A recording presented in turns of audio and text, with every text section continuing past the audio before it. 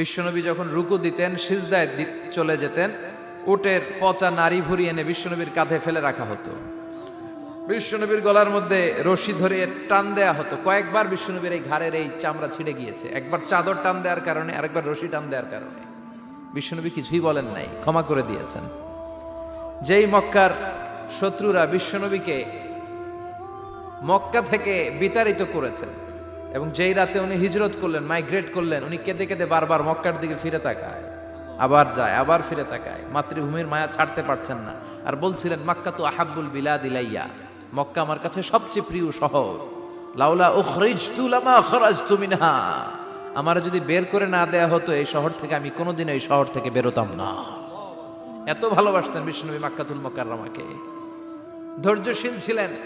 এত অত্যাচার অনাচারের পরে যখন মক্কা বিজয়ের ক্ষণ আসলো, এই মক্কাকে বিশ্বনবীর করতল